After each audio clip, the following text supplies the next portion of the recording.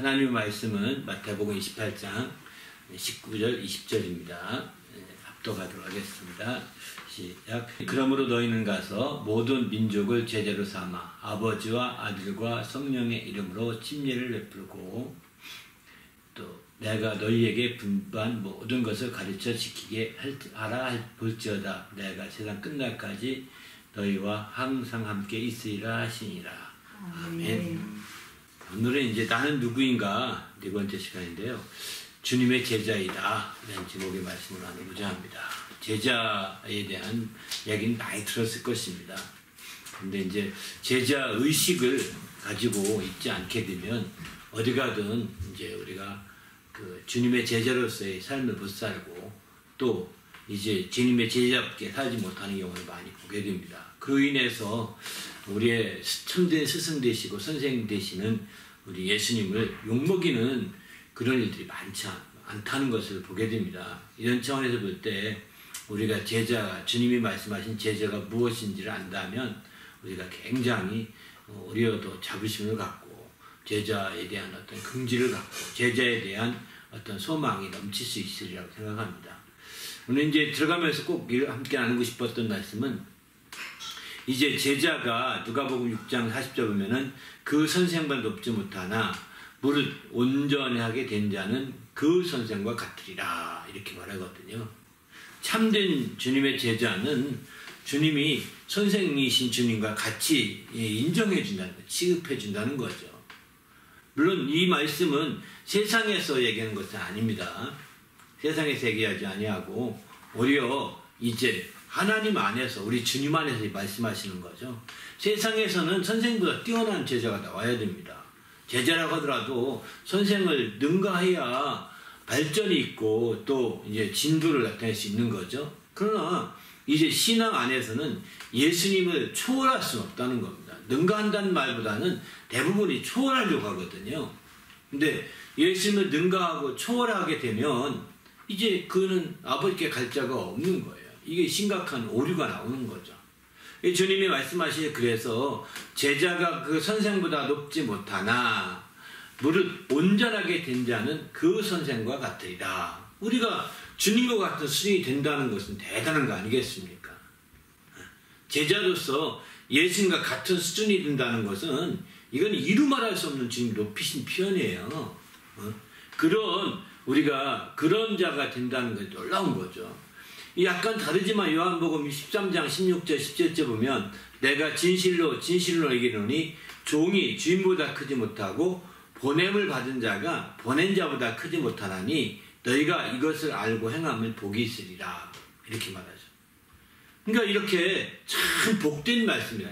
그러니까 이것을 알고 우리가 겸손하게 마지막 결론 말씀드리겠지만 자세로 말씀드리겠지만 겸손하게 또 온유한 마음으로 행해야 된다 하는 얘기거든요.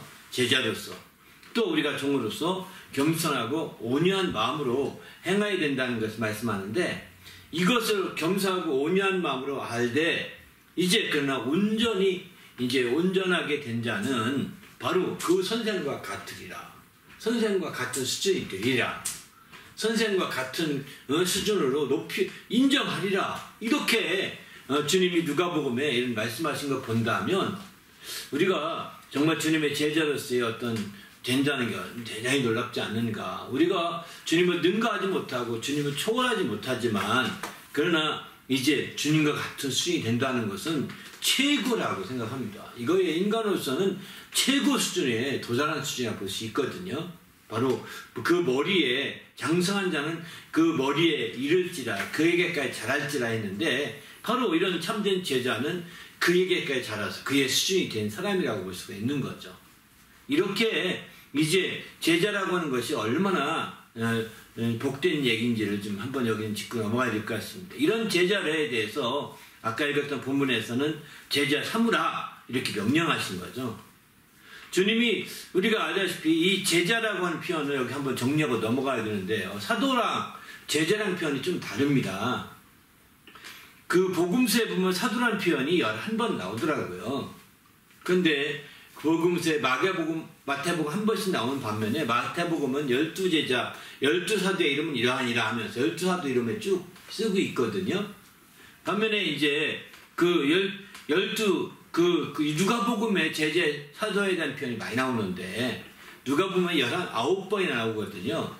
그런데 이 9번 중에 맨 첫 번째가 이 본문이에요. 바로 이제 그 선생과 같으리라 이렇게 말씀하고 있는 거죠. 제자와 그 선생보다 높지 못하나 이렇게 제자에 대해서 얘기하고 그 다음에 말씀하는 거 보면 사도에 대한 표현이 나오거든요.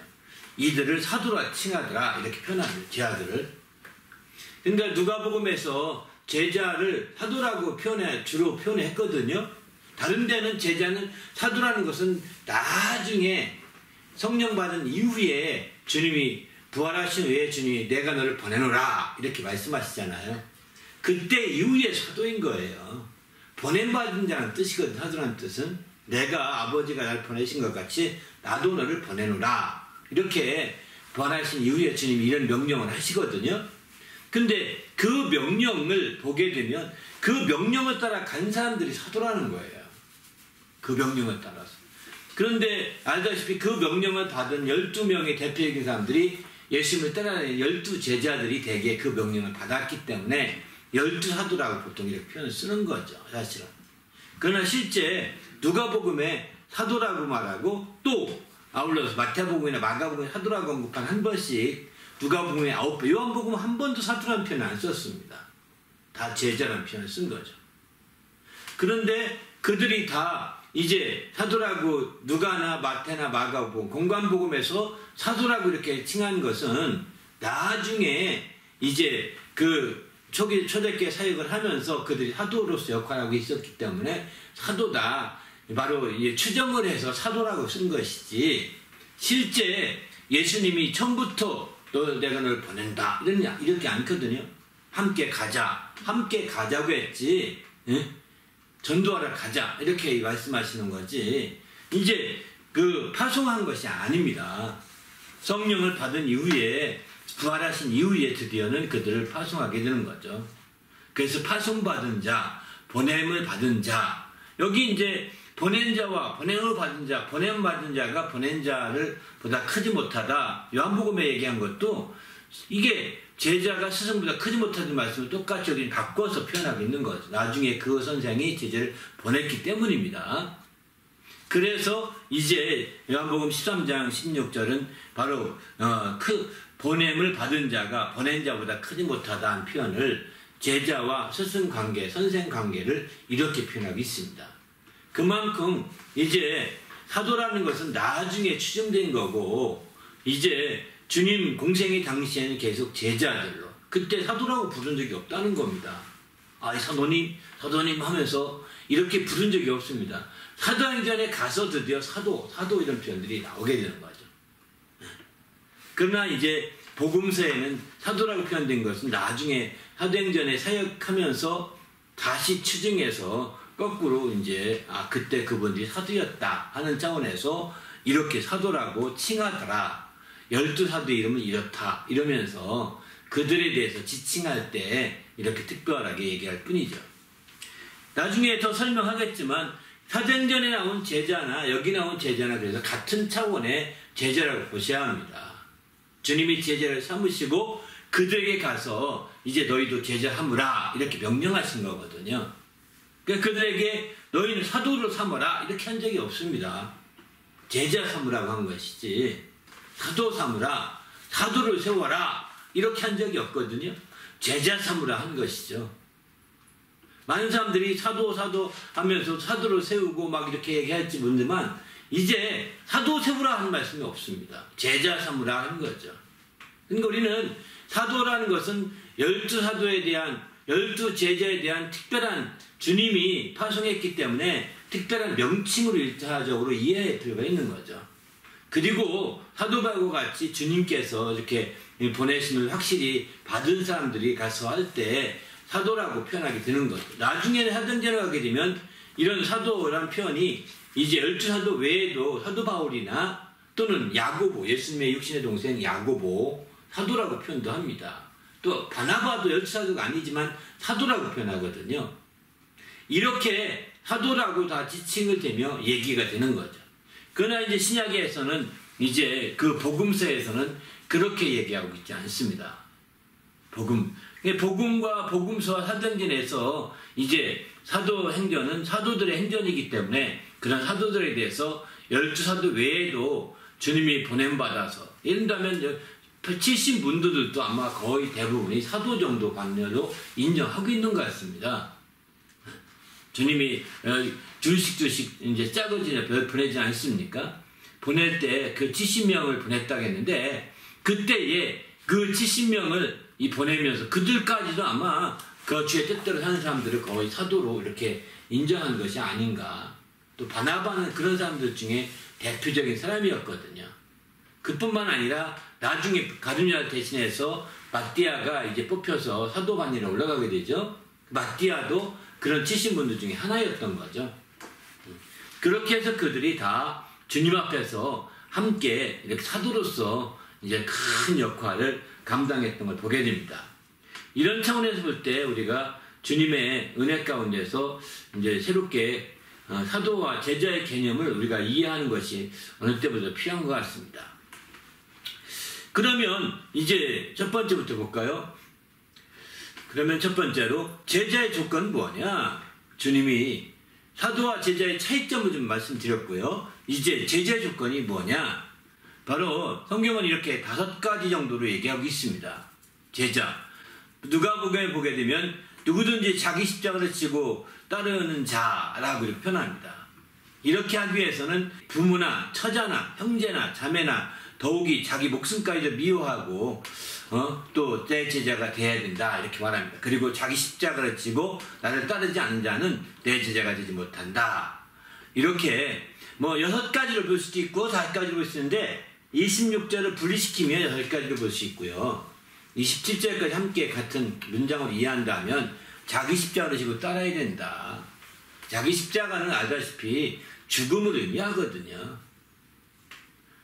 죽기까지 목숨을 내놓고 따르는 거기 때문에 이 앞에 26절 말씀은 그냥 쉬운 겁니다. 쉬운 거예요. 27절 말씀이 중심이 된 말씀이 아니겠는가 생각이 들어서 이 말씀을 좀 함께 묶어서 저는 이제 5가지로 말씀을 드리고자 합니다. 바로 이제 자기 십자가를 진다는 것은 자기를 죽음에 넘겨오는 거거든요.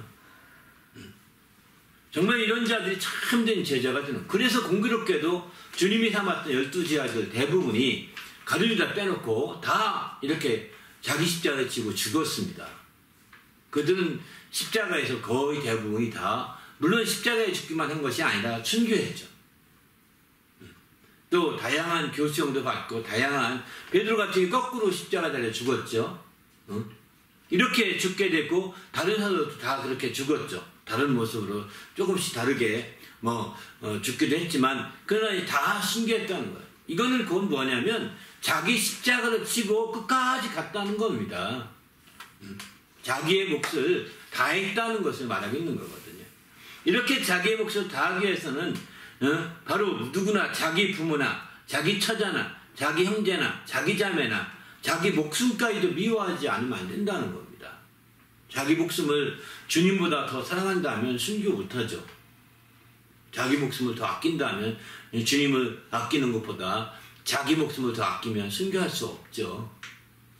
이런 자들은 자기 십자가를 지고 주님을 따르는데 어려울 것입니다. 그래서 우리는 자기 십자가를 진다는 것이 그냥 막연한 것이 아니라 정말 내가 과연 죽음에 순교할 각오가 되어 있는가. 순교를 진지하게 생각해봤는데 최소한도로 저를 생각해 볼 때는 제가 제자다 이렇게 감히 말하기는 참 부끄럽습니다만은 저는 순교를 한번 진지하게 생각해 봤습니다.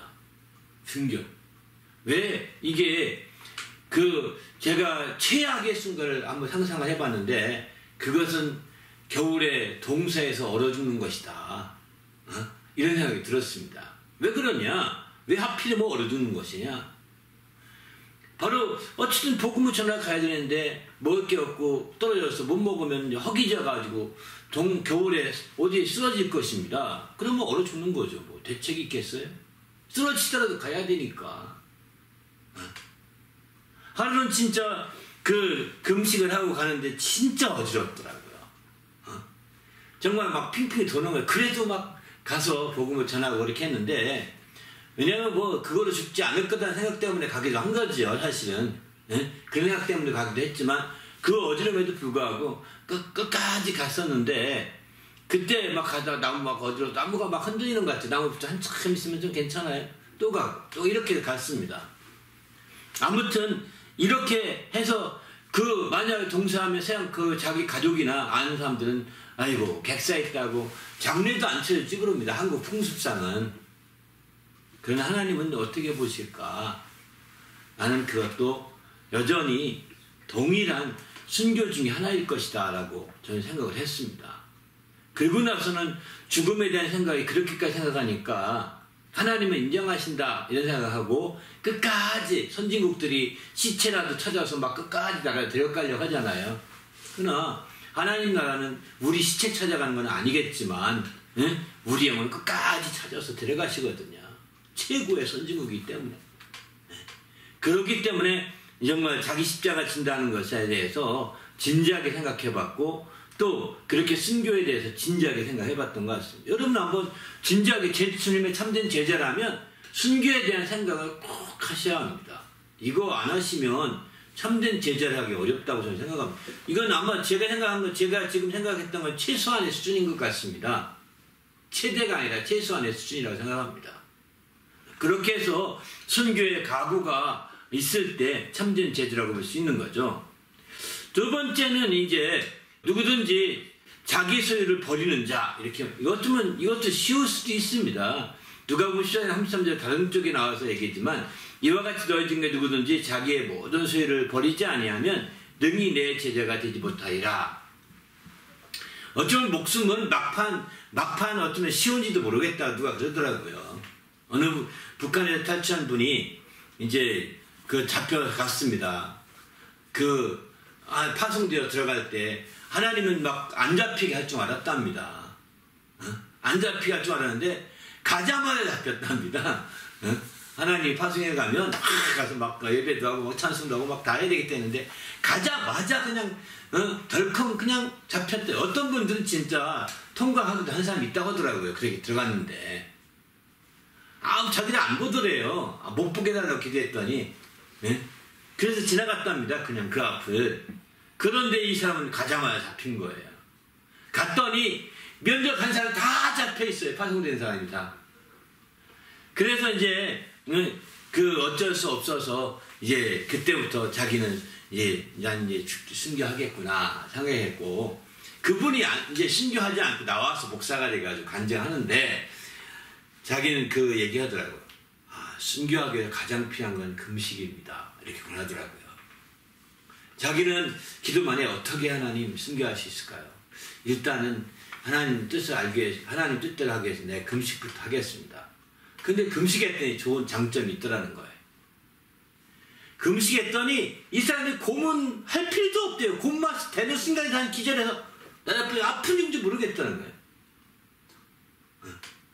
왜? 기력이 빠져 있으니까. 그렇게 해서 이 사람 죽을까봐 이제 더 이상 고문도 안 하고 그렇게 해서 어떻게 저기도 보면서 딱 빠져나왔대요. 순교는커녕 하나님 역사죠. 그래서 살다가 그러면서 나 보내면서 당신 말이야 이제 나가면 이 서유 여기서 얘기한 거 전혀 아니라고 얘기하라고, 이렇게 말하면 안 된다고. 그래서 그 사람들 말했더니 또 자기가 이제 간 그 고향 쪽 가서 또 신문 봤는데 거기서는 이제 그 단순한 탈출자로 돼가지고 그냥 살다가 또 탈북해 나왔다는, 거기서 기도하고 이렇게 믿음 생활 하다가. 하나님의 역사는 참 놀랍죠. 저는 그 얘기 들으면서 어쩌면 순교는 쉬울 수도 있겠다. 그런데 사실은 자기 모든 수요를 다 버린다는 것이 어려운 건지 모르겠습니다. 왜냐면 당장 현실 앞에 더구나 가족이 있다면 더 그럴 수도 있죠. 그들이 굶고 그들이 정말 아우성치는 소리를 듣는다면 더 그럴 수도 있거든요. 그런 것 때문에 아마 자기 수를 버리는 게 점점 어려워지지 않는가. 원수는 그 약한 고리를 우리를 시험하려고 몸부림치는 게 아닌가, 그런 생각이 듭니다. 어쨌든 정말 두 번째는 자기 소유를 다 버리는 자가 제자라, 내 제자가 된다는 거예요. 세 번째는 주님의 말씀에 거하는 자죠. 요한복음 8장 31절에 보면 예수께서 자기를 믿는 유대인에게 이르되 너희가 내 말에 가면 참으로 내 제자가 되고, 이렇게 주님 말씀에 거해야 된다는 겁니다. 주님 말씀에 완전히 이제 거한 이런 사람들이 제자라는 거죠. 또 네 번째는 서로 사랑하는 자. 너희가 서로 사랑하면 이로써 모든 사람이 너희가 내 제자인 줄 아리라. 서로 사랑해, 주의 계명을 지키는 자죠. 그러니까 서로 여기 사랑할 때는 내 기준이 어디 기준이냐면 내가 너희를 사랑한 것 같이 너희가 서로 사랑하라, 이렇게 말씀하거든요. 내가 너희를 사랑한 것 같이 너희가 서로 사랑하라. 그러니까 과거에 이 세계명은 그렇고요. 세계명과 반대되는 표현은 옛계명인데 십계명을 보통 옛계명이라고 표현합니다. 이 옛계명에서는 바로 정말 사랑하라고 할 때 내 몸을 사랑하는 것 같이, 내 몸이 내 몸을 사랑하는 것 같이 내 이웃을 사랑하라, 이렇게 말씀하거든요. 십계명은 하나님을 사랑하라, 이웃을 사랑하라, 크게 두 계명으로 나눠지게 되는데 이웃을 사랑할 때는 내 몸을 사랑하듯이 사랑하라는 겁니다. 본능적인 사랑을 의미합니다. 본능적으로. 우리 몸은 우리 몸을 본능적으로 아낍니다. 그러니까 우리가 예수계명에서는 적어도 본능적으로는 사랑해야 된다, 이렇게 얘기하고 있습니다. 근데 그 본능은 어디까지일까요? 자기 목숨을 아끼는 본능이거든요. 바로 주님이 우리를 사랑한 사랑은요, 자기 목숨까지 내어주신 사랑인 겁니다. 그러니까 그거 사랑보다 더 높은 위치에, 더 높은 수준의 사랑이라는 것을 이해할 필요가 있는 거죠.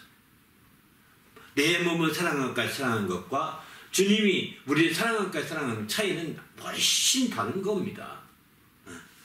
우리는 본능적으로 그저 내가 도리 다 했어요, 이게 사랑이 아닙니다. 이건 옛계명을 지킨 정도에 불과한 거죠. 새계명을 따라 지켜야 내 도리 다 한 사람들이 참된 제자가 아니라는 거예요.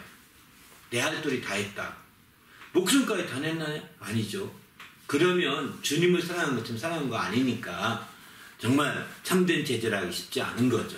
도리적으로 사랑하는 것은 그저 본능적이고 육신적인 측면에서 유기적 관계에서 사랑하는 게 불과한 거거든요. 그러나 이제 우리 주님께서는 거기에 좀 더 한 단계 더 높여서 제자의 수준을 높이고 있는 거죠.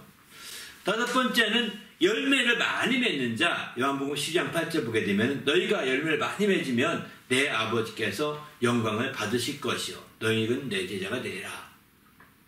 열매를 많이 맺는 자. 열매에 대한 부분은 제자로서는 말할 수 없는 것 같습니다. 열매에 대한 부분은 정말 주님 앞에서 제자로서 이런 확실한 부분을 주님이 요구하고 있는 거죠. 적어도 자기 같은 사람을 만들어 가라는 겁니다. 이렇게 될 때 하나님의 큰 열매를 맺어가게 되는 거죠. 주님이 이 네 다섯 가지를 이렇게 조건을 먼저 처음부터 말씀드리는 이유가 제자 수준이 이런 수준이구나, 이렇게 볼 수 있는 거죠. 그저 단순하게 믿는 자만은 결코 아니구나, 이렇게 생각해 볼 수가 있는 거죠. 믿는 자. 우리가 믿는 자, 또 그 이름을 영접하는 자, 그 이름을 믿는 자들에게 좀 자녀를 주신다고 했는데 정말 그 정도 믿는 자로서 수준보다 더 한 단계 더 올라간 수준이라는 것을 이해할 필요가 있다고 생각합니다. 그러면 주님이 이와 같은 제자 세우신 목적이 무엇이냐? 마가복음 3장에 보게 되면 12를 세우셨으니 이는 자기와 함께 있게 하시고 또 보내서 전도도 하며 귀신을 내쫓는 권능도 가지게 하려 하심이라, 이렇게 표현합니다. 12 제자를 세우신 목적을 이렇게 세 가지로 예수님께서 아주 분명하게 이렇게 말씀합니다. 또 이제 마가복음 10장도 보면 예수께서 그의 12 제자를 부르사 더러운 귀신을 쫓아내시며 모든 병과 모든 약한 것을 고치는 권능을 주시니라, 이렇게 말합니다. 이렇게 실제적으로 12 제자를 세우시고 12 제자를 부르신 이후에 주님이 바로 그 목적을 아주 분명히 세 가지로 여기서는 보고 있는 거죠. 먼저 자기와 함께 있게 하신다는 표현이 굉장히 중요한 것 같습니다. 제자들을 자기와 함께 있게 해서 자기를 배우게 하는 거죠. 그제 삶 속에 사실은 제자라고 할 때 세상의 제자를 키우는 방법과 성경에서 제자를 키우는 방법은 다릅니다. 세상의 제자를 키우는 방법은 이렇게 함께 있지 않습니다. 함께 있지 않고 이제 요즘에 제자 키우는 방법은 그냥 지식 전달만 하잖아요. 세미나하고 또 어떤 지식 전수를 통해서 제자 삼아가지 않습니까? 그런 방식보다는 여기서 주님께서 함께 있게 하신다는 것은 바로 이제 삶을 보여줌으로 제자 삼아간다 이렇게 보시는 게 바람직한 것 같습니다. 지식 전수를 통해서가 아니라 삶을 보여줌으로. 그래서 그 삶을 보면서 그 삶으로 이제 보고 배우는 거죠. 듣고 배우는 것이 아니라 바로 보고 배우는 것은 훨씬 더 아주 중요하거든요.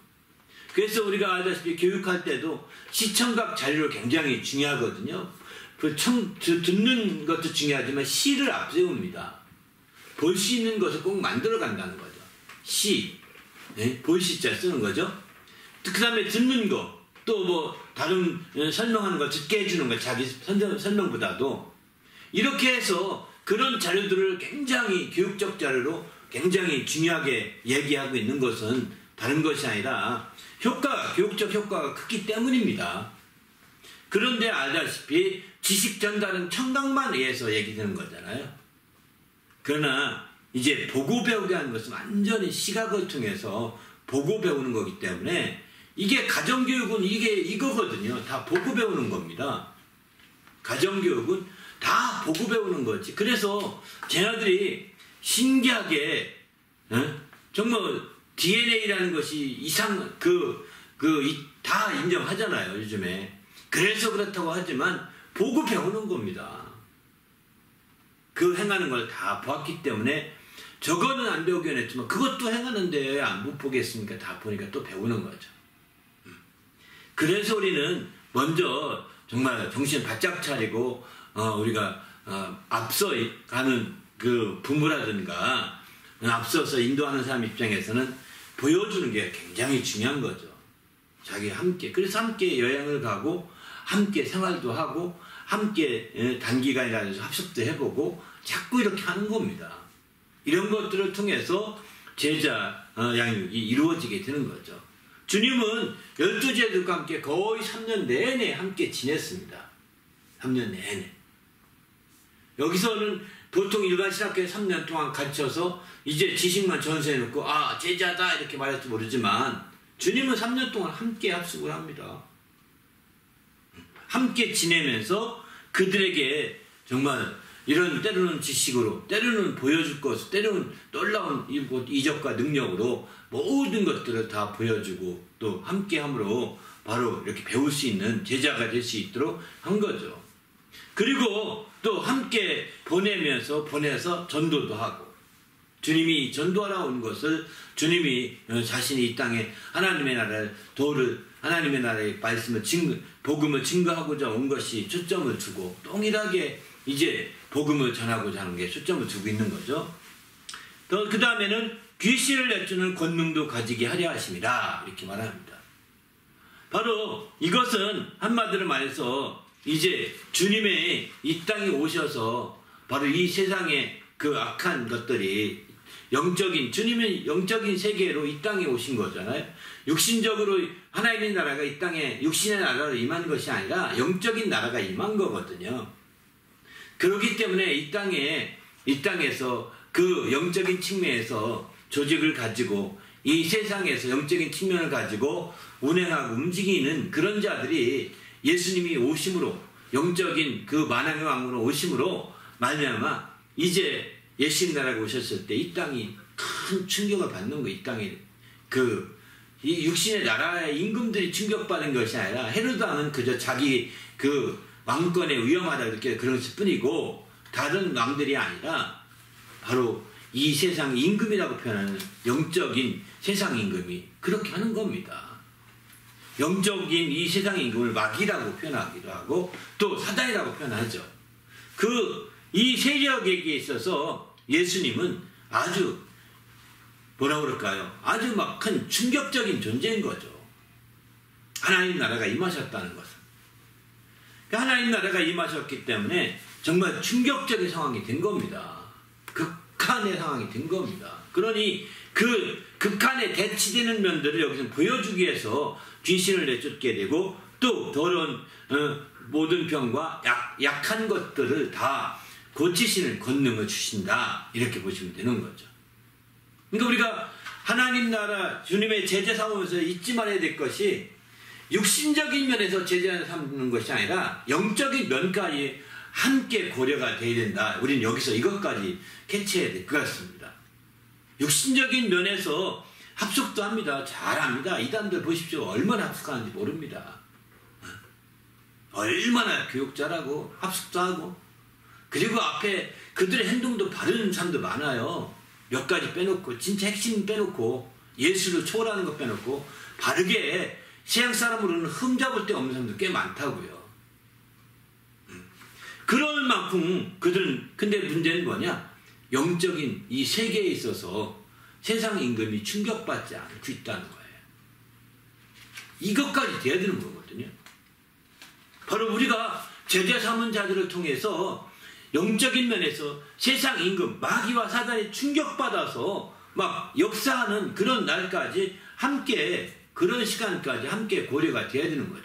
그것까지 함께 되게 이제 함께 권능이 있게 해야 된다는 것을 얘기하고 있습니다. 바로 이런 측면에서 볼 때 우리가 정말 제자라는 것이 얼마나 중요한 건지 주님은 이 세 가지의 목적을 이루시고 마침내 하셔.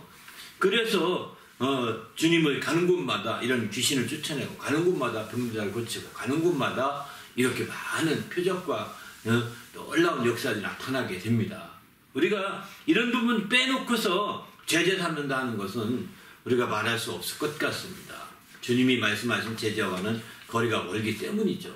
아무리 이 부분을 약화시켜도 영적인 세계까지 확실하게 영적인 세계를 알려주고 영적인 세계의 그 모든 것들을 함께 물론 지식으로 끝날 수도 있겠지만 잘못하면 이게 다 지식으로 천사론을 가르친다든가 뭐 지식으로 뭐 신론을 가르친 이런 어떤 지식으로 끝날 수도 있긴 하겠지만 영적인 것까지는 확실하게 터치해 줄 수 있어야 되고 그로 인해서 이 세상 임금이 아마 우리로 말미암아 정말 위협을 느끼고 또 대적해오는 그런 아마 역사가 나타나야 되는 거죠. 그렇게 된다면 정말 그게 바로 참된 제자가 아닌가 이런 생각을 해봅니다. 세 번째 그러면 제자의 자세는 어떻게 해야 되느냐? 이제 앞서도 말씀드렸지만 마태복음 10장 24절 보면 제자가 그 선생보다 또는 종이 그 상전보다 높지 못하나니 제자가 선생 같고 종이 상전 같으면 족하도다 이렇게 말하거든요. 25절까지.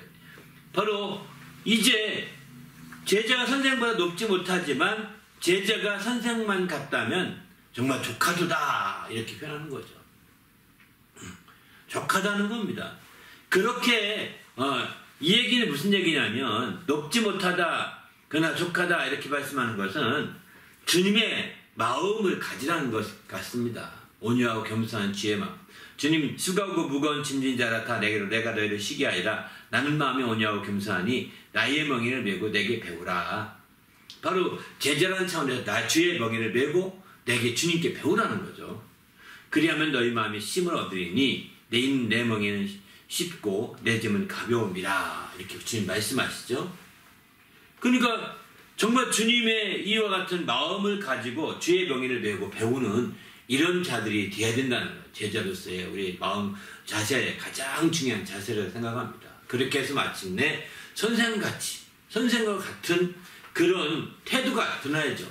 선생과 같은 자세가 나타나야죠. 선생과 같은 마음이 드러나야 되죠. 선생과 같은 그 마음가짐으로 움직여야 되지 않겠습니까? 선생은 나는 마음이 온유하고 겸손하다 하면서 내 멍에를 메고 배우라 했는데 우리는 그 멍에를 배우지 않고 그저 자기 혼자 독특한 방법을 나는 이렇게 한다면 나중에 그들이 뭐 할까요?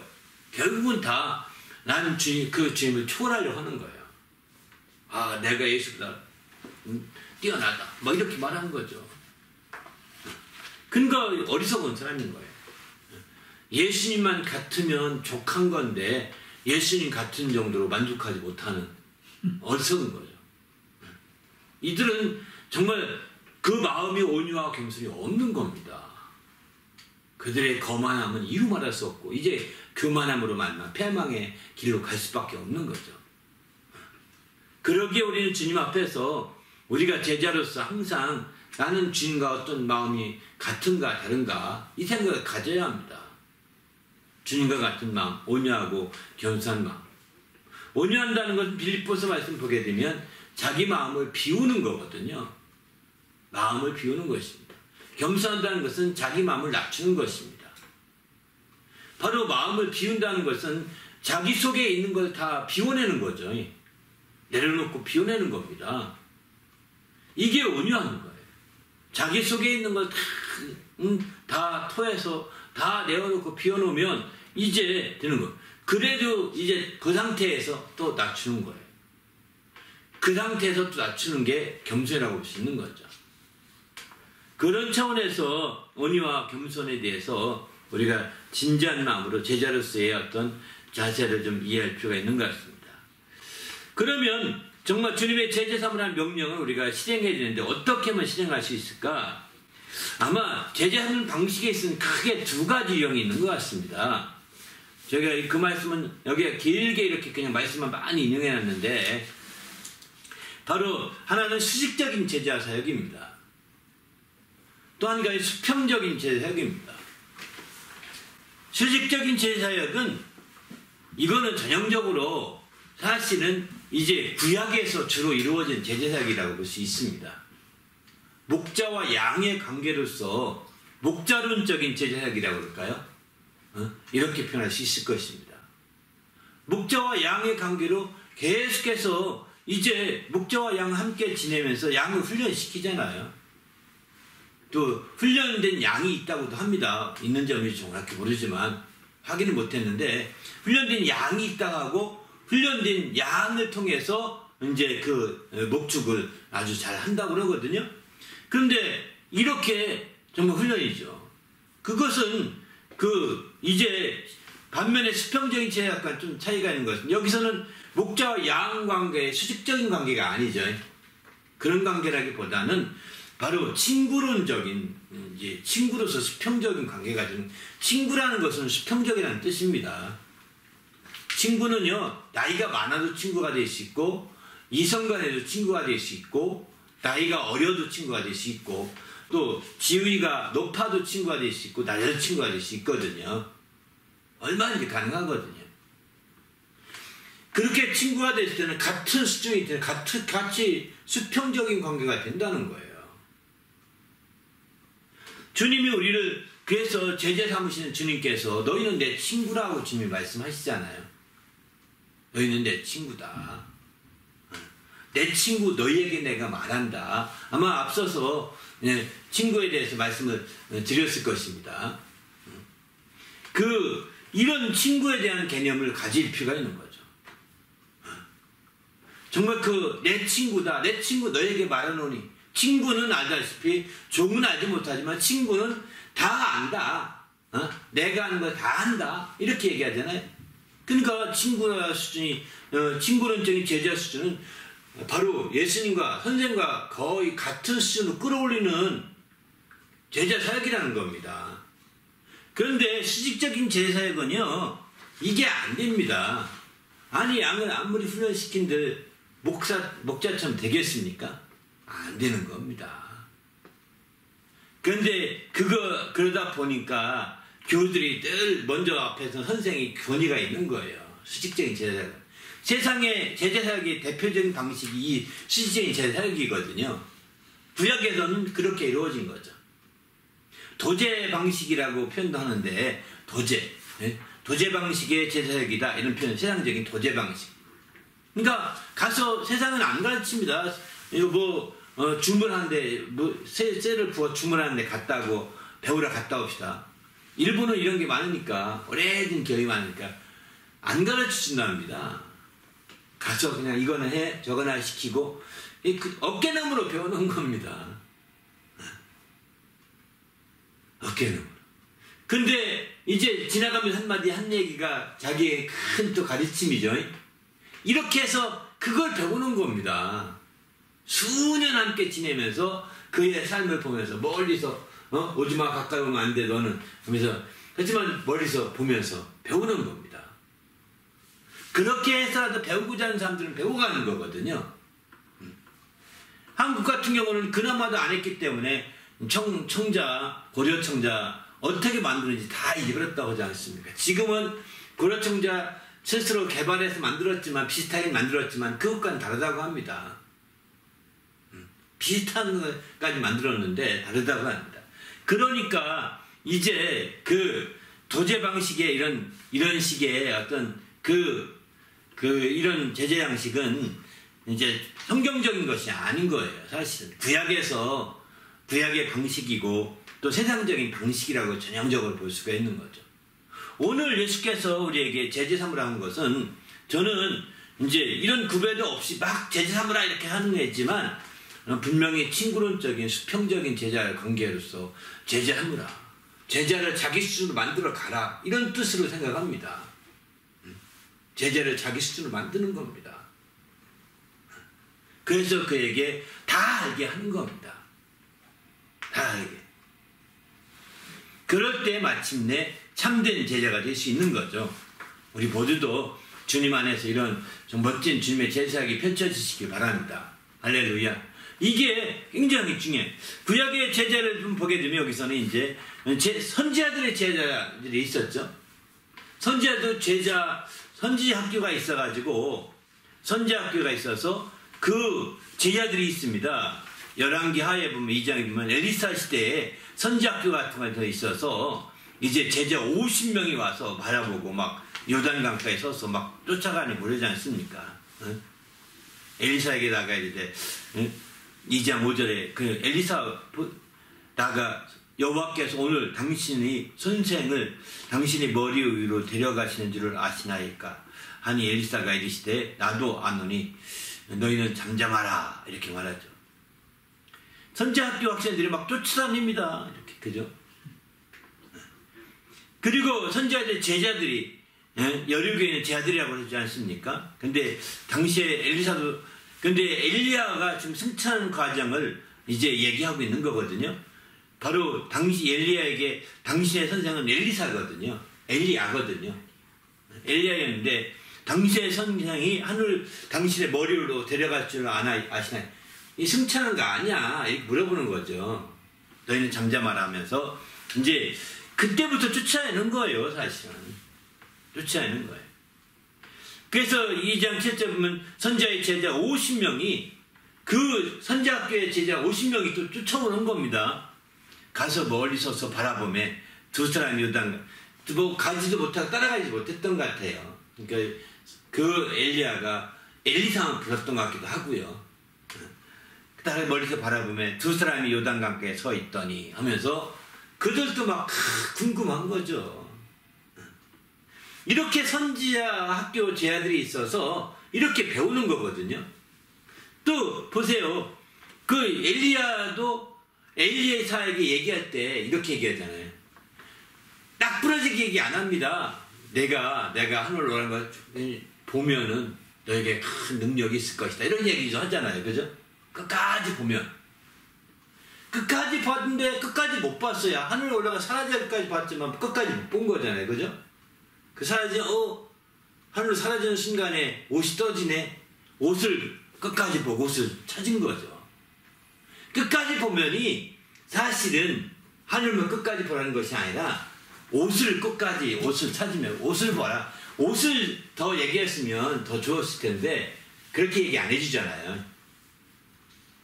이게 그 엘리사가 드디어 옷을 들고 오면서 옷을 내리치면서 엘리야 하나님 어디 있습니까? 하면서 내리치니까 요단강이 갈라지게 됩니다. 그리고 마침내 거기 또 걸어오게 되죠. 이렇게 되듯이 이게 전형적인 방법이에요. 구체적으로 알려주는 것이 아닙니다. 예수님은 구체적으로 설명해주고 비유로 설명해주고 그것도 못 알아듣는 다시 설명도 해주고 이렇게 하지 않습니까? 아니 공생에 예수님이 제자들을 가르쳐 양육하는 거 보십시오. 내 친구 너에게 말하느니 하면서 너에게 말할 때 풀어 하나씩 질문도 받기도 하고 또 풀어 설명도 하기도 하고 비유로 말하기도 하고 이렇게 말합니다. 근데 이렇게 그렇게 엘리야도 엘리사를 대하는 방식이 그런 식이잖아요. 그러니까 보고 배워 이거죠. 가르쳐주지 않는 겁니다. 이게 안타깝죠. 그런 방식의 제자 사역을 주로 구약시대는 한다는 거죠.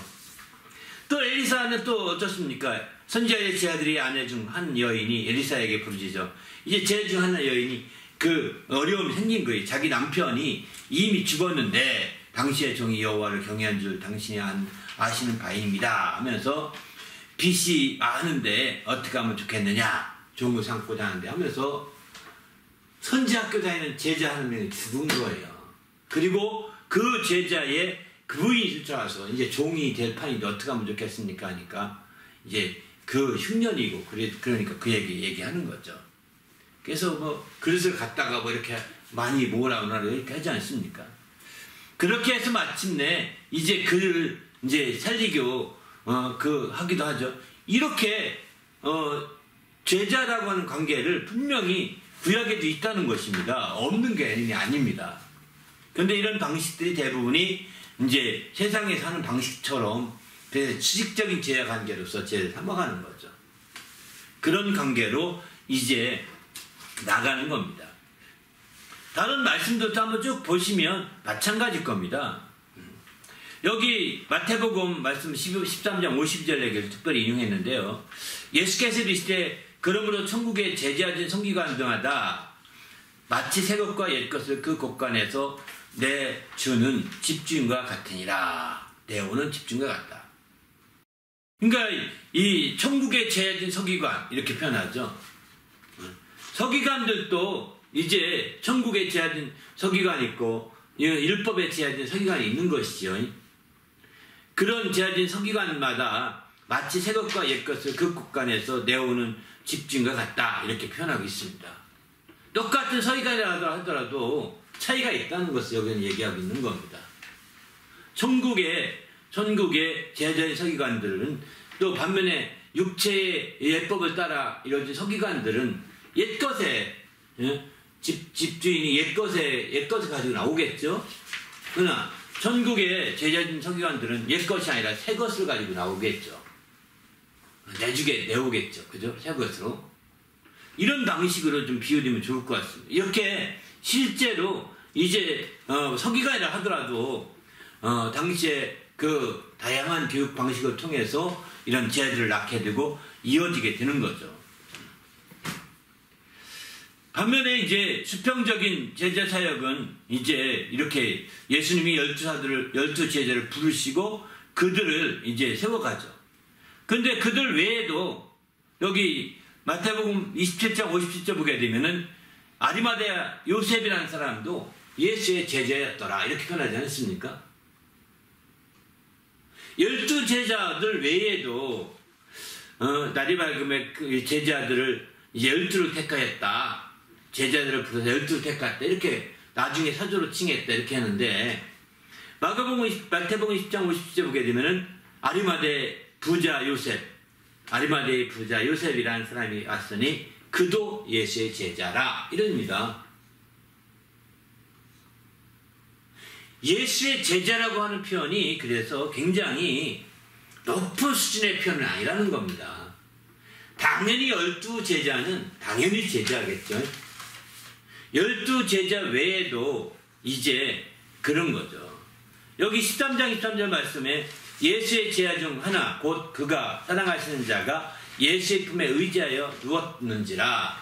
다시 이것은 사도 요한을 가르쳐 말합니다. 사도 요한. 또 16장에 보게 되면 예수께서 제자들에게 이르시되 누구든지 나를 따라오려거든 자기를 부인하고 자기 십자가를 따를 것이니라 이렇게 말씀하죠. 그러니까 이렇게 실제로 자기를 부인하고 자기 십자가를 지고 따르라 이렇게 말하면서 이런 최소한의 조건들을 달고 있는 것 보는 거죠. 그러나 바로 이런 부분에 대해서 또 앞서 말씀하신 조건 5가지의 조건에 대해서 주님이 어떤 객관적인 조건을 내세우진 않았던 것입니다. 굉장히 추상적인 열매도 그렇고 또 주님 부정하는 것도 십자가를 지고 하는 것도 정말 이렇게 얘기하고 있는 거죠. 내 제자가 되려면 1000양을 내라, 10,000양을 내라, 1,000데나리온을 가져와라, 뭐 이렇게 했다면 아마 제자 못된 사람 많을 겁니다. 객관적 조건이 되면. 주님은 그런 것이 아니라 정말 각각 그러나 주님께서 정도의 차이는 있지만 5가지로서 말하는 정도의 차이는 있지만 주님이 12 제자 외에 또 제자가 복음서에 언급이 있더라는 거예요. 이렇게 놀랍더라고요. 아리마대 사람 요셉. 그러니까 이런 측면에서 볼 때 우리는 그 제자라고 하는 수준이 그렇게 높은 수준만은 아닐 수도 있다는 것을 볼 수가 있는 거죠. 우리가 또 여긴 말씀을 인용 못했는데요. 마가복음 16장 16절 17절 보면 믿는 자들에게는 이런 표적이 따르니 내가 내 이름으로 귀신을 쫓아내며 병들을 고치며 세방언을 말하며 쭉 이런 표적과 기사가 따르리라고 말씀하시죠. 그때에 이거 여기서 믿는 자는 사실 제자들을 갖게 말하는 거죠. 나를 믿어 제자된 자는 사실 이렇게 말해야 정상적인 표현이거든요. 나를 믿어 죄진 자는. 여기서 믿는 자인데 그 믿는 자의 수준이 뭐냐? 그 앞에 16절 보게 되면 믿고 침례를 받는 자는 다 구원을 받을 것이에요. 이렇게 표현하거든요. 그러니까 믿고 침례를 받는 자 수준이라는 겁니다. 믿고 침례를 받는 그런 자, 이게 가장 기본적인 제자의 기본적인 수준이라고 볼 수가 있는 거죠. 믿고 침례를 받는 자. 그런 자들에게는 이제 그리고 그런 제자도가 있는 자들은 바로 이렇게 표적이 따른다는 것입니다. 예수의 이름으로 표적이 따르게 된다라고 하는 것을 확실하게 말하고 있는 거죠. 그리고 나서 사도행전에 가게 되면 제자라고 하는 것이 굉장히 또 확 넓어지게 됩니다. 제자는 바로 12사도에 대해서는 사도라고 말했고, 그리고 더 믿음이 출중한 사람들에 대해서는 사도라고 그들을 지칭하고, 또 반면에 이제 그 사도들이 가서 양육하여 세워진 사람들을 제자라 이렇게 표현하고 있는 거죠. 사도들이 아니라 하더라도 마찬가지입니다. 사도행전에 보게 되면 9장에 보면 이렇게 9장 10절에 보면 그때 다메섹에 아니라 아나니아라 하는 제자가 있더니, 다메섹에 있던 아나니아라는 사람 제자죠. 근데 이 사람이 아나니아라는 사람이 사실은 언제 변화되는지 모릅니다. 사도들에 의해서 변화되기보다는 이 사람이 예루살렘에서 예수님을 따르며 변화된 제자였던 것이라고 추측을 하거든요. 이 아나니아가 당시 안디옥교회가 없었던 상황이었고, 또 다메섹에 지금 어떤 누가 복음을 전해서 막 이렇게 변화시켜서 제자 참을 상황도 아니었고, 이제 이미 예루살렘에서 예수님을 따라다니면서 변화된 사람들이 핍박 때문에 이제 다메섹까지 온 거죠. 와서 하나님의 사람으로 제자로서 그가 살아가고 있는 것. 그 사람이 아나니아였던 겁니다. 그러니까 여기 아리마대 사람 요셉 외에도 아리마대 요셉 외에도 아나니아도 제자였다는 거예요. 이것은 12사도들이 양육한 제자가 아니거든요. 사실은 그렇게 표현하기가 어렵거든요. 예수님이 그 양육했던 그 함께 따라다녔던 제자 중에 한 명이었던 것으로 볼 수밖에 없는 거죠. 그런 제자, 여긴 이렇게 보게 되는 거죠. 아나니아 같은 제자도 이건 대표적인 그 사도행전에 기록된 예수님을 따라갔던 제자 중에 하나였다고 볼 수 있습니다. 그 뒤에는 이제 사도행전 그 13장 이후에 쭉 보게 되면 거기 뒤에는 이제 사도들의 양육된 제자들을 많이 등장하게 됩니다. 사도들에 의해서 함께 양육되어 제자들이죠. 특별히 13장 이후에는 이제 사도들이 나가서 양육하여서 세운 제자들이죠. 14장 21절 보게 되면 바울과 또 바나바가 가서 복음을 전하고 세운 제자들이라고 하죠. 복음을 그 성에서 전하여 많은 사람들을 제자로 삼고 이렇게 표현하지 않습니까? 루스드라와 이고니온과 안디옥으로 들어가서 이렇게 표현합니다. 22절도 제자들의 마음을 굳게 하여 이 마음을 이 믿음에 머물러 있으라 권하고 이렇게. 근데 제자들을 삼습니다. 제자들의 마음을 굳게 합니다. 이게 다 누가 바나바와 또 사도 바울에 의해서 양육된 그런 제자들인 거죠. 그런 제자들이 여긴 드디어 제자라고 하는 내용으로 등장하게 됩니다. 바로 그런 제자들을 더 나가서 그 뒤에도 보면 많은 사람들이 이제 그 사도행전 20장 보게 되면 바울은 제자들을 불러 권한 후에 작별하고 떠나 마케도냐로 가니라 이렇게 말하죠. 바울이 양육했던 제자들을 불러서 제자들이라고 표현하고 있는 겁니다. 이런 제자들은요, 마태복음, 마가복음, 누가복음에 언급하고 있는 제자들, 요한복음에 언급한 제자들과 사실은 같은 수준으로 봐야 되는 겁니다. 이런 제자들은. 그들의 수준은 먼저는 믿고 침례를 받은 자라고 볼 수 있는 거고요. 그런 기초적인 수준에서부터 시작해서 좀 더 이제 순교의 각오가 되어 있고 주님과 그 사도들과 함께 하면서 정말 전도의 일도 하면서 또 막 능력도 행하면서 이런 놀라운 역사들이 펼쳐지고 있는 그런 대표적인 사람이라고 볼 수가 있는 거죠. 그런 사람들이라고. 그리고 마침내 그들이 자기 사생활에 얽매이지 아니하고 주의 일에 전폭적으로 하고자 하는 그런 사람들을 나는 여긴 제자라고 표현했던 것 같습니다. 대부분 앞서서 얘기했던 그런 내용들을 최상의 수준이 아니라 최저 수준부터 시작해서 좀 더 높아진 수준이 아닌가 이런 생각이 듭니다. 아리마대 요셉 같은 경우는 정말 그 자기 소유를 다 버리지 않았던 것 같거든요. 그는 부자라고 했고 그 소유를 다 버렸으면 부자라고 할 리가 없겠죠. 그런데 제자라고 했습니다. 성경에서는. 그러니까 내 소유를 다 버려야 제자가 아니라 그는 그런 마음도 버릴 마음도 갖고 있었던 사람이었던 것 같고 그래서 자기의 재산을 다 내놔서 장사를 치를 수 있도록 재산적 일부를 내서 그렇게까지 하게 됐던 것도 아마 그런 거고 더구나 그는 이제 관원이었다고 했습니다. 그가 찾아가서 예수의 장례에서 이제 장례 치를 수 있도록 그가 앞장섰던 것도 그런 모든 그는 당시에 예수 믿는 사람으로 이제 징계를 받고 또 어려움 두려워하지 아니하고 당대에 나갔던 것은 이와 같은 제자로서의 능한 그 힘이 있고 또 확신이 있기 때문에 그렇게 했던 거 아니겠습니까? 그 당시에는 예수께서 죽은 이후에는 다들 두려워했거든요. 예수 믿는다는 것, 예수의 무리에 속한다는 것, 예수 편에 든다는 것 자체를 두려워하고 그냥 시시하고 있던 시대였는데 아리마대 요셉은 나오잖아요. 이제 다 죽었으니까 안식일이 가까우니까 장례에 치러야 되지 않느냐 하면서 나와서 당당히 이제 장례를 다 치르고 준비하죠. 그의 편이 되어서 이런 모습들은 그가 제자로서 당당한 모습이라고요.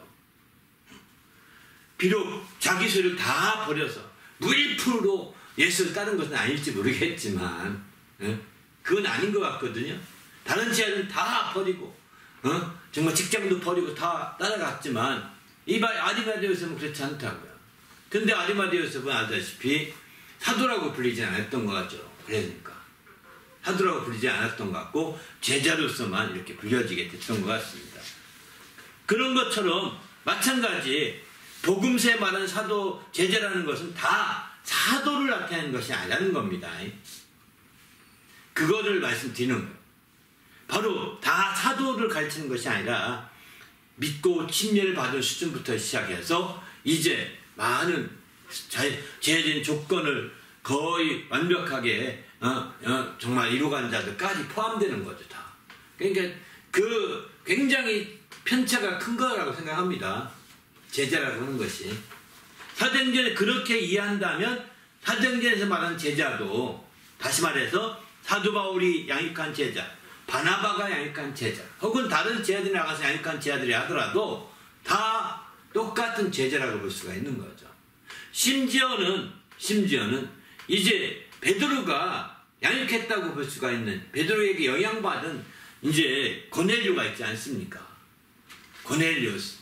베드로에게 영향받아서 드디어 백부장이 했는데 이탈리아 백부장으로 와서 베드로를 만나가지고 베드로의 영향과 침례도 받고 베드로 때문에 성령 체험도 하게 되고 이렇게 해서 마침내 변화됐거든요. 그리고 본국으로 돌아갑니다. 왜? 이탈리아 부대는 왕이 친위 부대거든요. 그렇게 돌아가서 거기서 분명히 침례도 받습니다. 그러니까 이 고넬료도 제자였던 거예요. 제자라고 말하더라도 틀린 것이 아닌 겁니다. 그리고 그는 가서 이제 그 로마에 가서 교회를 세웁니다. 로마 교회죠. 거기는 사도들이 들어가기 전에 먼저 교회가 세워졌는데 누가 세웠느냐? 다들 성경학자들은 추측하기를 고넬료가 앞장섰을 것이다 이렇게 말하고, 또 거기 로마 교회는 고넬료가 앞장섰는데도 불구하고 다 베드로가 세웠다고 이렇게 얘기한다 이거죠. 왜 그런 일이 있느냐? 베드로는 로마에 간 적도 없다, 어떤 사람도 이렇게도 주장하거든요. 나중에 말년이나 갔다 이렇게 말하기도 하는데, 그런데 왜 그런 베드로가 세웠다고 하느냐?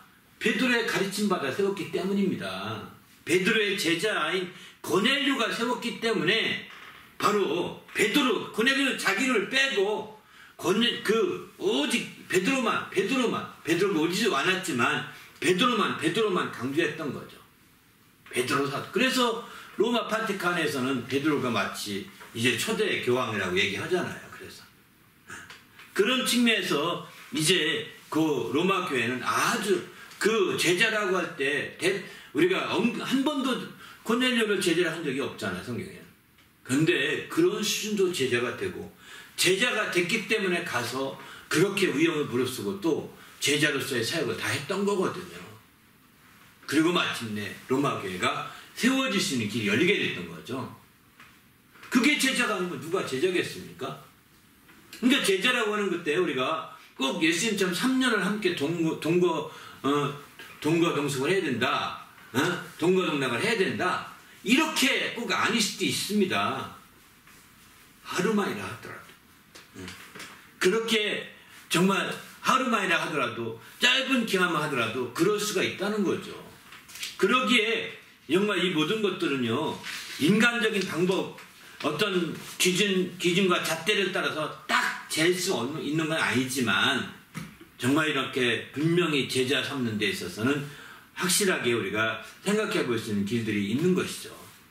우리 모두도 이제 주님 안에서 이런 멋진 주님의 제자가 되시길 부탁드립니다. 할렐루야. 사도행전에 그래서 이제 드디어 이 사도행전 11장 26절을 보게 되면은 안디옥에서 와서 둘이 교회 이제 바나바와 바울이 둘이 와서 1년간 사역을 하게 됩니다. 큰 무리가 그들이 1년 동안 목회하면서 큰 무리를 갖췄다고 했습니다. 제 아들이 안디옥에서 드디어 그리스도인이라고 일컬음 받게 되었다 이렇게 말합니다. 바로 바울과 바나바에 의해서 애국된 제 아들이 드디어는 그리스도인이라고 하는 말이 된 거죠. 오늘날 우리가 그리스도라는 것은 마찬가지입니다. 진정한 그리스도인은 바로 이런 제자들이라고 볼 수가 있는 거죠. 그러니까 우리가 여기서 알 수 있게 그리스도는 최소한도로 믿고 침례를 받아야 그리스도인이라고 할 수 있는 거거든요. 사실은. 예, 제자선 수준에서는 그 정도 수준 돼야 되니까요. 그런데 믿고 침례를 받지 않고 이제 다 교회만 몇 번 나오면 그리스도인이라는 이런 말 하지 않습니까? 바로 그런 그리스도인들은 다 제자예요. 물론 믿고 침례 받지 않았기 때문에 또 천방지축으로 막 뒹구는 자들이 많지만, 그런 자들은 제자가 아니죠. 진정한 크리스찬도 아니죠. 이 그리스도에 대해서는 마지막 7번째로 마지막 나누려고 합니다. 아무튼 우린 주님 안에서 정말 이렇게 그 제 아들이 그리스도인이라고 그런 받았다는 게 놀라운 겁니다. 14장 21절도 보게 되면 이런 말씀도 합니다. 바로 이제 그 많은 제 아들이 삼고 복음으로 제자 삼았다 하지 않습니까?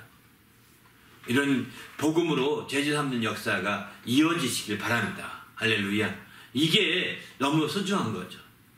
마지막 결론적으로 꼭 드리고 싶은 것은 제자의 권위는 대단히 높다는 겁니다. 얼마까지 높으냐? 바로 주님 수준으로 인정한 주님께서 기억하고 주님께서 잊지 않으신다는 거예요. 제자의 수준을. 이렇게 해서 여기 마태복음 10장 42절 보면 누구든지 제자의 이름으로 이 작은 자 중 하나에게 냉수 한 그릇이라도 주는 자는 내가 진실로 너에게 이르노니 그 사람이 결단코 상을 잃지 아니하리라 이렇게 말하죠. 제자의 이름으로 섬기는 모든 것들은 다 정말 주님께 행한 대로 잊지 않냐고 갚아주신다는 겁니다. 잊지 않고 주님이 잊지 않을 만큼 제자의 이름을 사용하는 곳곳마다 주님이 잊어버리지 않을 만큼 정말 다 갚아줄 만큼 대우해줄 만큼 제자라고 하는 그 권위가 있는 거예요. 왜냐하면 바로 선생님이 자기 죄를 그만큼 아낀다는 거거든요.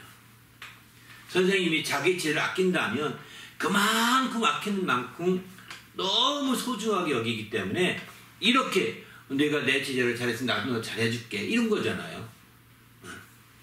그런 제자 수준이라는 제자라는 것을 본다면 우리가 우리 주님의 제자가 되었다고 하는 것은요 굉장히 놀라운 거라고 볼 수밖에 없는 거죠.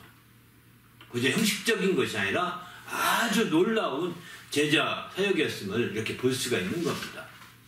모두도 이제 주님 안에서 이제 철저히 나는 주님의 제자가 되었다는 게 주님이 그렇게 챙겨주시는 거예요. 여러분 요즘에도 보면 그 학계 같은 데 보면 제자들이 나와서 얘기해주고 난 우리 은사를 잊어버릴 수 없다고 난 그때 그분이 그렇게 챙겨주셨는데 그거 생각할 때 눈물이 난다고 막 이렇게 얘기하고 하면서 난 그분을 때문에 지금 이렇게 내가 됐노라고 막 이렇게 얘기하지 않습니까? 그분은 돌아가셨어요 이미. 갚아줄 것도 없어요.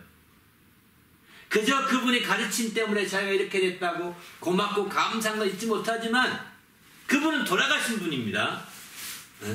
제가 아는 유명하신 분이 이제 그렇게 얘기하더라고. 그러니까 그걸 보면서 정말 내 평생 잊지 못할 스승이라고. 그가 얼마나 많은 사람을 거쳐왔겠어요. 박사학위 하는데 하고 할 때까지 얼마나 많은 교수를 만났으며 또 지도를 많이 받았겠습니까. 그 중에서도 잊지 못할 사람들은 그렇게 챙겨주고 그렇게 이해해주고 그렇게 돌봐주고 한 사람들이거든요. 그리고 그 이외에도 또 함께 돌봐주고 한 사람들은 더 마찬가지인 거죠. 그런데요 다 죽었다는 사실입니다. 그 선생들은 또 죽게 될 것이고요. 바로 우리 선생님이신 예수님은 부활하셔서 끝까지 돌봐주시고 끝까지 함께 해주시고 끝까지 태워주시고 끝까지 또 정말 우리까지 그렇게 이렇게 끝까지 돌봐주시고 하는 거예요. 주님이신 거예요. 주님이 제자 삼으라 내가 세상 끝날까지 너희와 함께 있으라 하지 않습니까? 놀랍지 않습니까? 세상 끝날까지 함께 있겠다라고 마태복음 오늘 본문의 마지막 끝부분에 20절에 그렇게 말씀하시죠. 그만큼 끝날까지 주님은 죽으신 분이 아닙니다. 죽으신 분을 더 이상 돕고 싶어도 돕지 못합니다. 그러나 살아계셔서 지금도 우리를 강구하신 주님이 정말 계시니 우린 더 할 수가 있는 거죠. 모두가 이런 정말 제자임을 내가 예수님의 참된 제자임을 인하여 참 긍지를 가지고 자부심을 가지고 지금도 살아계셔서 나를 후원해 주시고 나를 지원해 주시고 또 내가 내 이름으로 누가 뭘 하나 했을 때 그걸 다 잊지 않냐고 다 갚아주시고 행한 대로 갚아주시면서 내 편이 되어주신다는 겁니다. 한마디로 말해 그렇지 않습니까? 나의 편이 되어주셔서 함께 해주시는 주님을 우리는 잊어서는 안 됩니다. 그래서 내가 주님의 제자다. 내가 주님의 제자다. 내가 진정한 크리스찬이라면 진정한 주님의 제자다라고 하는 자부심과 긍지를 가지시길 바랍니다. 할렐루야. 바로 이런 주님의 안디옥 교회에서 정말 양육된 제자들이 다 그리스도라고 일컬음 받았다고 했습니다. 우리는 그리스도인입니다. 그렇게 시작된 크리스찬이라는 이름을 가진 사람들입니다. 그러면 우리도 그런 제자들이고 사도행전에 나타난 제자들과 같은 참 수준이고 마침내 우리가 이런 주님의 놀라운 역사를 이룰 수 있는 긍지를 가질 수 있는 제자인 거죠.